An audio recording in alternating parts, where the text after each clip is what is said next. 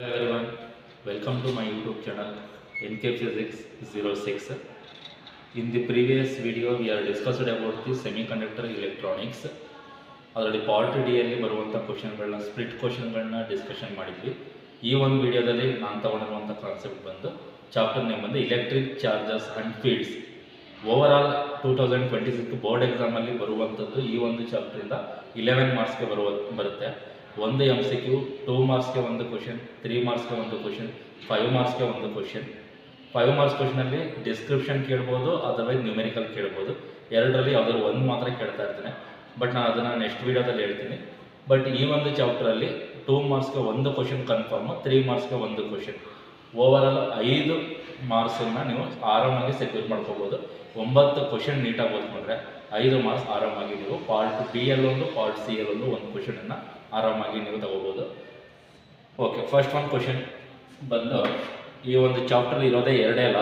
ಮೊದಲನೇ ಬಂದು ಕೂಲಮ್ಸ್ ಲಾ ಅಂತ ಕರಿತೀವಿ. ಕೂಲಮ್ಸ್ ಲಾ ಏನು ಹೇಳುತ್ತೆ? Force is directly proportional to the product of magnitude of charges and inversely proportional to the square of the distance between them. ಇದು Coulomb's law. ಇದು ಒಂದು ಲಾ ಓದ್ಕೊಳ್ಳಿ.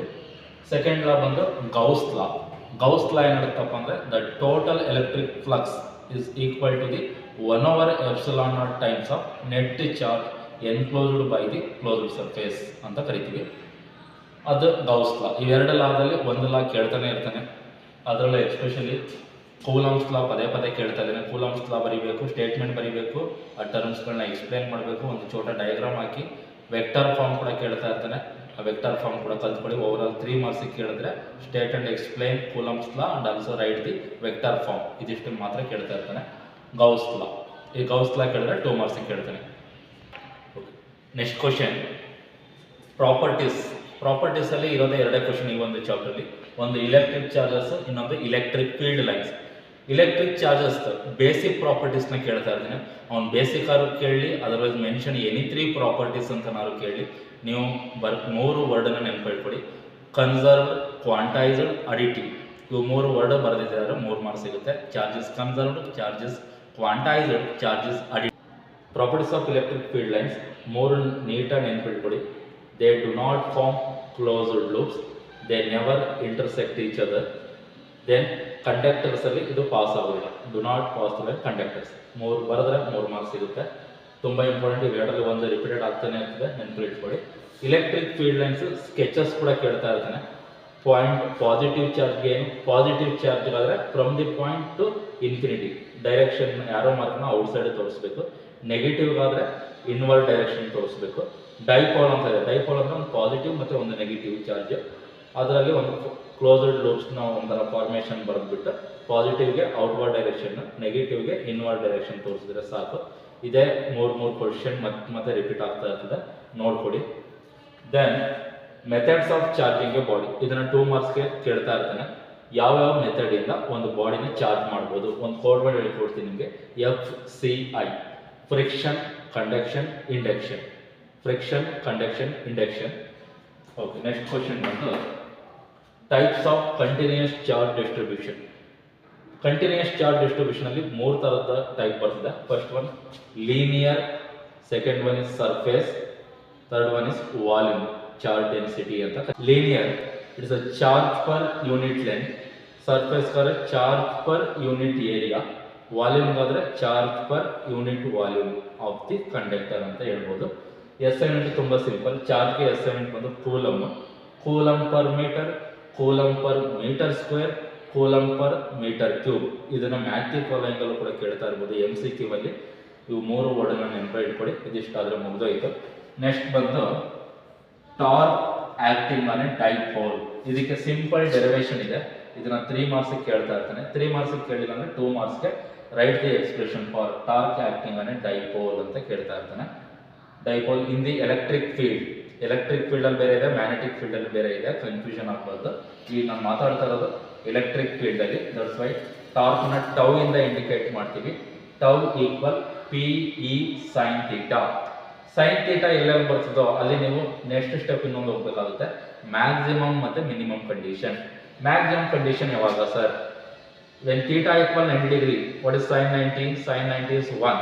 That's why ನಮ್ಮ ಆನ್ಸರ್ ಏನು ಬರ್ತದೆ, ಟೌ ಈಕ್ವಲ್ ಪಿ ಇ ಬರ್ತದೆ. When theta equal 0 degree sign 0 is 0 when torque is minimum. ಇಷ್ಟೇ. ಅದನ್ನು ವೆಕ್ಟರ್ ಫಾರ್ಮ್ ಕೂಡ ಕೇಳ್ತಾ ಇರ್ತಾನೆ. ವೆಕ್ಟರ್ ಫಾರ್ಮ್ ಬರೀರಿ. ಸೈನ್ ಬರೋದ್ರಿಂದ ಅಲ್ಲಿ ಕ್ರಾಸ್ ಪ್ರಾಡಕ್ಟ್ ಬರ್ತದೆ. Tau equal P cross E. ಮೂರು ತಲೆ ಮೇಲೂ ಕೂಡ ಆರೋ ಮಾರ್ಕ್ನ ನೀವು ಇಂಡಿಕೇಟ್ ಮಾಡಿದ್ದೆ ಆದರೆ 1 ಮಾರ್ಕ್ ಸಿಗುತ್ತೆ. MCQ ಅಲ್ಲೂ ಕೂಡ ಕೇಳ್ತಾ ಇರ್ತಾನೆ. Vector form of an torque acting on a dipole tau equal P cross E. Okay. Next question ಬಂದು ಇಲೆಕ್ಟ್ರಿಕ್ ಫೀಲ್ಡ್ ಸ್ಟ್ರೆಂತ್. ಇದನ್ನ ಡಿಫೈನ್ ಮಾಡಿ ಅಂತ ಕೇಳ್ಬೋದು. It is the ratio of force per unit charge, otherwise test charge ಅಂತ ಕೂಡ ಕರಿತೀವಿ. It is given by E equal F divided by Q naught. Q naught is the test charge. F is nothing but force. SI unit ಬರೆದರೆ force ಗೆ Newton, charge ಗೆ coulomb. ಅದೇನಾಗುತ್ತೆ numerator ಹೋದರೆ per coulomb ಆಗುತ್ತೆ. Newton per coulomb. MCQ ಕೇಳ್ತಾ ಇರ್ತಾನೆ. SI unit ನೋಡ್ಕೊಳ್ಳಿ. Next ಬಂದು electric flux. Electric flux is nothing but the number of electric field lines passing per unit area. ಒಂದು ಯೂನಿಟ್ ಏರಿಯಾಗೆ ಎಷ್ಟು number of electric field lines pass ಆಗ್ತಾ ಇರ್ತದೋ ಅದನ್ನು ನಾವು ಇಲೆಕ್ಟ್ರಿಕ್ ಫ್ಲಕ್ಸ್ ಅಂತ ಕರಿತೀವಿ. ಅದಕ್ಕೊಂದು ರಿಲೇಷನ್ ಇದೆ. Is nothing but phi E equal E A cos theta. E A cos theta, cos theta ಅಂತ ನಿಮ್ಗೆ ಗೊತ್ತಿರ್ತದೆ. ಇದರದ್ದು ರಿವರ್ಸ್ ಪ್ರೋಸೆಸ್. ಸೈನಲ್ಲಿ 90 ಮ್ಯಾಕ್ಸಿಮಮ್ ಆದರೆ ಇದರಲ್ಲಿ 0 is the maximum, 90 is the minimum. Unit ನೋಡ್ಕೊಡಿ, newton metre square per coulomb is the SI unit of electric flux.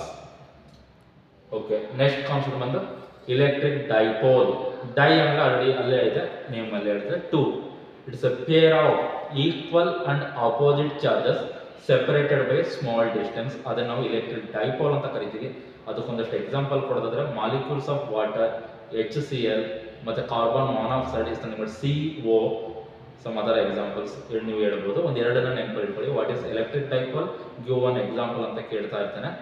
Dipole moment ಕೂಡ ಕೇಳ್ಬೋದು. Dipole moment is nothing but it is the product of charge and then the distance between the 2 point charges.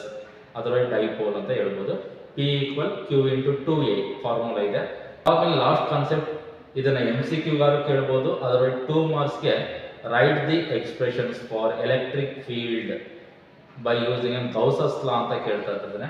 ಇವು 3 expression ಅನ್ನ ನಾವು Gauss ಲಾನ use ಮಾಡಿಕೊಂಡು ಅದರ base ಮೇಲೆ ನಾವು 3 derivation prove ಮಾಡ್ತಾ ಹೋಗ್ತೀವಿ.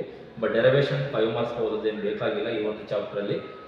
ಇವು 3 ಎಕ್ಸ್ಪ್ರೆಷನ್ ನೆನಪಿಟ್ಕೊಳ್ಳಿ. ಮೊದಲನೇ ಎಕ್ಸ್ಪ್ರೆಷನ್ ಬಂದು E equal lambda divide by 2 pi epsilon naught R. ಇದು ಯಾವುದಕ್ಕಪ್ಪ ಅಂತಂದ್ರೆ ಇನ್ಫೈನೈಟ್ ಲಾಂಗ್ ಸ್ಟ್ರೈಟ್ ವೈರ್ಗೆ ಎಕ್ಸ್ಪ್ರೆಷನ್. ಸೆಕೆಂಡ್ ಒನ್ ಬಂದು ಔಟ್ಸೈಡ್ ದಿ ಚಾರ್ಜೆಡ್ ಸ್ಪೆರಿಕಲ್ ಶೆಲ್ಗೆ ಎಲೆಕ್ಟ್ರಿಕ್ ಫೀಲ್ಡ್ ಲೈನ್ ಎಕ್ಸ್ಪ್ರೆಷನ್ ಇದೆ. E equal 1/4 pi epsilon naught Q divide by R square. Last one ಬಂದ್ರೆ plane sheet, infinite plane ಶೀಟ್ಗೆ expression E equal sigma divide by 2 epsilon naught. ಇವು ಇರೋದೇ 3 derivation.